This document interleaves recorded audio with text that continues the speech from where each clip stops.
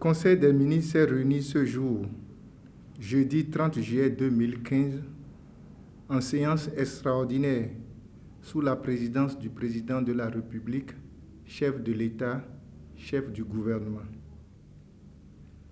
Au cours de la séance, le Conseil des ministres a successivement examiné les questions relatives à l'organisation du régime d'assurance maladie universelle RAMU, aux diligences de mise en œuvre du guichet unique, des opérations du commerce extérieur, aux préparatifs du 55e anniversaire de l'indépendance du Bénin, à la Haute Cour de justice et à l'organisation du contrôle du forage des puits dans le cadre du PPA 2. 1. Dans le domaine du régime d'assurance maladie universelle RAMU, le Conseil des ministres a réaffirmé sa volonté d'étendre cette réforme essentielle à tout le Bénin, en permettant à tous nos compatriotes, notamment les plus fragiles financièrement, d'accéder aux soins de santé. Le RAMU concrétise la politique de solidarité nationale instaurée par le gouvernement.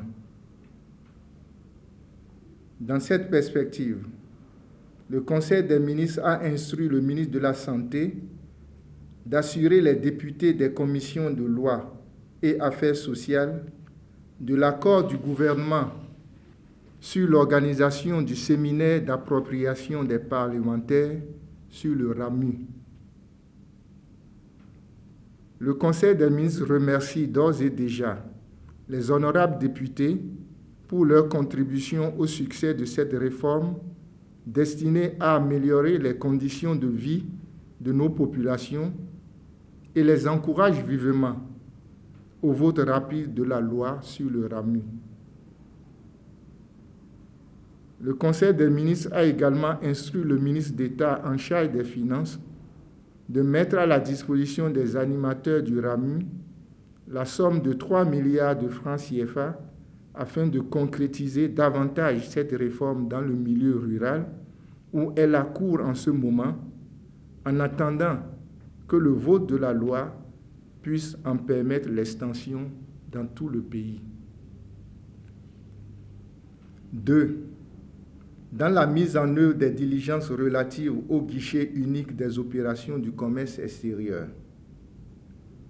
le ministre d'État en charge de l'économie et des finances a fait le point des mesures prises en lien avec tous les acteurs impliqués dans le secteur et singulièrement la douane et le SEGUB pour un démarrage effectif du guichet dès le lundi 3 août 2015. 3. Dans le cadre de la préparation des festivités marquant le 55e anniversaire de l'indépendance de notre pays, le ministre des Affaires étrangères a rendu compte au Conseil des ministres de la participation aux festivités de notre hôte de marque en la personne du président du Nigeria, Muhammadu Buhari.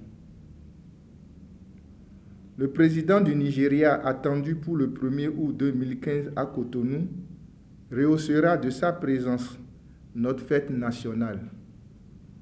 Les populations de Cotonou et des environs sont invitées à réserver un accueil chaleureux et fraternel à notre illustre hôte.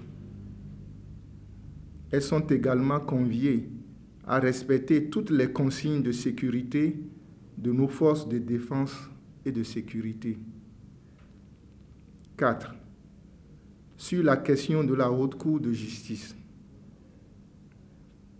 la ministre garde des Sceaux a rendu compte des diligences menées pour des sanctions dans le cadre du PPA 2. La ministre a mis en exergue les limites de la Haute Cour de justice, indépendamment de la qualité et du professionnalisme de sa présidente. En effet, dans son souci de manifestation de la vérité, le gouvernement a envoyé au moins 5 dossiers depuis des années devant cette institution afin que les ministres mis en cause puissent s'expliquer et éclairer notre peuple. Force est de constater que ces dossiers sont encore en souffrance devant la Haute Cour. Il s'ensuit que pour une lutte conséquente contre la corruption et l'impunité dans notre pays, il est indispensable que cette institution devienne opérationnelle. À cet effet, le gouvernement attire l'attention de toutes les institutions, Assemblée nationale, Cour constitutionnelle, Cour suprême, ainsi que la justice, qu'il y a lieu de mutualiser les efforts autour d'une réflexion globale pour permettre à la Haute Cour de justice d'être fonctionnelle afin de pouvoir jouer son rôle constitutionnel, faute de quoi la lutte pour la transparence en souffrirait et ce serait une prime à l'impunité malgré les efforts du gouvernement. 5. Enfin, en ce qui concerne la question du contrôle du forage des puits dans le cadre du PPA 2, l'auditeur général a rendu compte de la réception du document transmis par le Trésor public faisant état des puits forés et du matériel acheté dans le cadre du PPA 2. À l'analyse du document, le Conseil des ministres a décidé de procéder à une vérification systématique de l'effectivité des dépenses réalisées en termes de forage de puits et d'achat de matériel. À cet effet, une commission de vérification comprenant le génie militaire et les inspecteurs du bureau de l'auditeur général se rendra sur le terrain dès le lundi 3 août 2015. Cette vérification permettra de mieux appréhender la situation des agents mis en cause dans le cadre du PPA 2. Ainsi, la suspension prononcée deviendra définitive au cas où la commission révélerait le caractère fictif des dépenses de forage des puits et d'achat de matériel.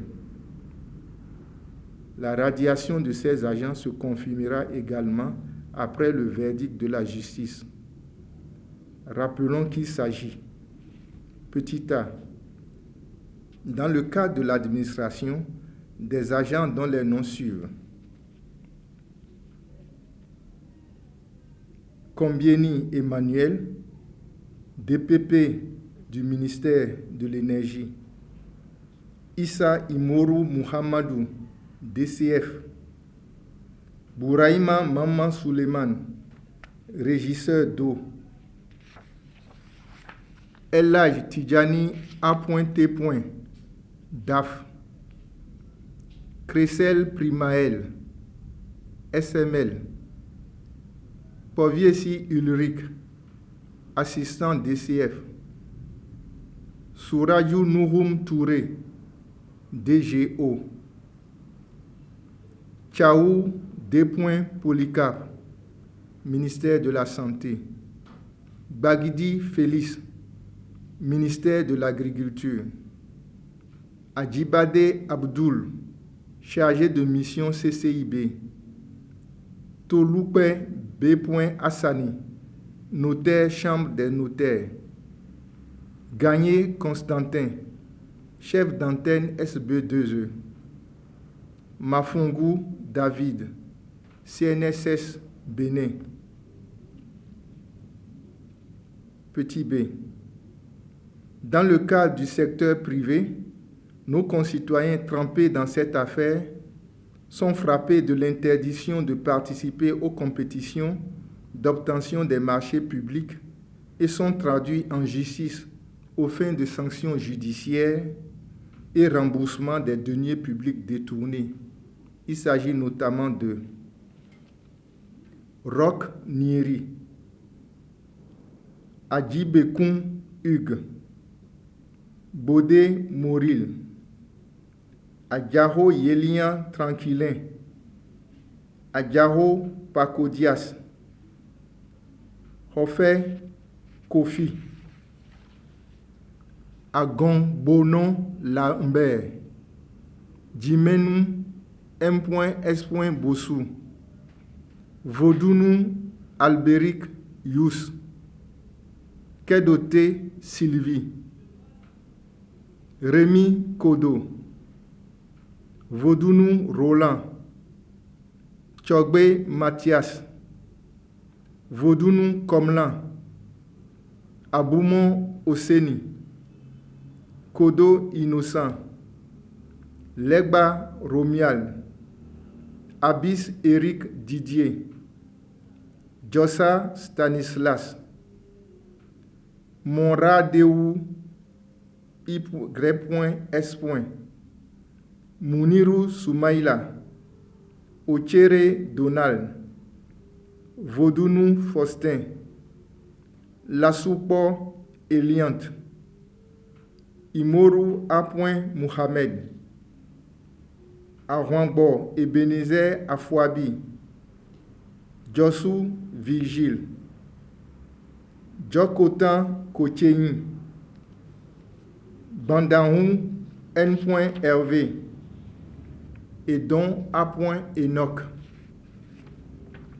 Nkwe Clarisse Nia, Salifou Ibrahim, Tovide Lucien, Moncho Lorette, Jotan Owoni, Moucheme Olivier.